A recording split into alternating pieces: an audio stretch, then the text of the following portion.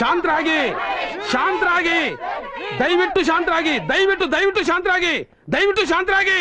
ಈ ಕಾಲೇಜಿನ ಪ್ರಿನ್ಸಿಪಲ್ ಆಗಿರೋ ನಾನು ಯಾರೇ ಅಸಭ್ಯವಾಗಿ ನಡ್ಕೊಂಡಿದ್ರು ಅವ್ರ ವಿರುದ್ಧ ಕ್ರಮ ತಗೊಳ್ಳೋದು ನನ್ನ ಡ್ಯೂಟಿ. ಈ ವಿಷಯನ ಕಾಲೇಜಿನ ಚೇರ್ಮನ್ ಹೇಳಿದ್ದೀನಿ.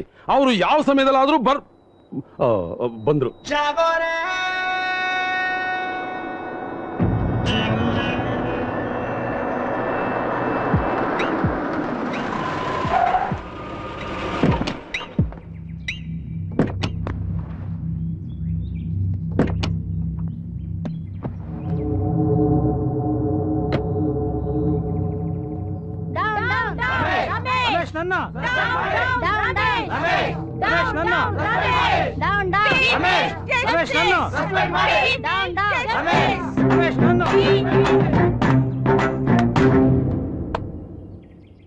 ಅಣ್ಣ ಇದು ಕಾಲೇಜು, ಅದಕ್ಕ ಹುಡುಗರು ಕೊಚ್ಚ ಕೈ ಮಾಡ್ಬಿಡ್ತಾರೆ.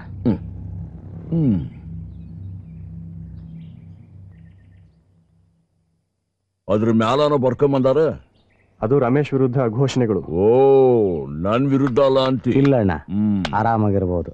ಆತ ಬಿಡು, ಆರಾಮಿರ್ತೀನಿ. ಏ ಕರಿಯ, ನನ್ಗೊಂದು ತಿಳಿವಲ್ದು. ಈ ಹುಡುಗರ ಪ್ರಕಾರ ಆ ಮಾಸ್ಟ್ರು ಹುಡುಗಿ ಮೈ ಮೇಲೆ ಕೈ ಹಾಕಾನೆ.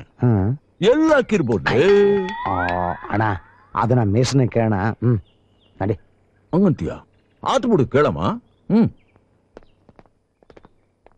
Good morning sir. ಬನ್ನಿ ಸರ್. ಏನಾಯ್ತು ಸರ್ ನಮ್ ಪುಟ್ಟಿಗೆ? ಎಲ್ಲಿದ್ದಾಳೆ ಈಗ ಅವಳು? ಸಮಾಧಾನ ಮಾಡ್ಕೊಳ್ಳಿ ರೋಜಾ, ಹೆದರ್ಕೊಳ್ಳುವಂತದ್ದು ಏನೂ ಆಗಿಲ್ಲ. ಆಫೀಸಲ್ಲಿದ್ದಾಳೆ, ನೀವು ಹೋಗಿ. ಹಂಗಾದ್ರೆ ಈ ಪುಟ್ಟಿಗೆ ಆ ಪುಟ್ಟಿ ಮಗಳ?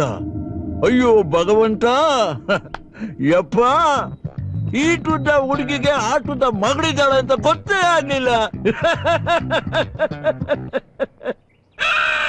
ಸರ್, ಅವಳು ಮಗಳಲ್ಲ ಸರ್, ಅವಳು ರೋಜಾ ತಂಗಿ ಸರ್. ವಿಶ್ವನಾಥ್ ಸಾರ್ಗೆ ಆ ಹುಡುಗಿ ಕುಟುಂಬದ ಮೇಲೆ ವಿಶೇಷ ಕಾಳಜಿ. ಹಂಗ? ಎದಕ್ಕ? ಬಹಳ ವರ್ಷಗಳ ಹಿಂದೆ ಇವರೆಲ್ಲ ಚಿಕ್ಕವರಾಗಿದ್ದಾಗ ವಿಶ್ವನಾಥ್ ಸಾರ್ ದತ್ತು ಮಗ ಮಾಣಿಕ್ಯ ರೋಜಾ ತಮ್ಮನ ಜೊತೆ ಏನೋ ಜಗಳ ಮಾಡ್ಕೊಂಡು ಅವನ್ನ ಕೊಂದು ಓಡೋಗ್ಬಿಟ್ಟ. ಅಷ್ಟಾದ್ಮೇಲೆ ಅವನ್ನ ಯಾರು ನೋಡ್ಲೇ ಇಲ್ಲ. ಹಾಗಂತ ಜನ ಮಾತಾಡ್ಕೊಳ್ತಾರೆ ಸರ್.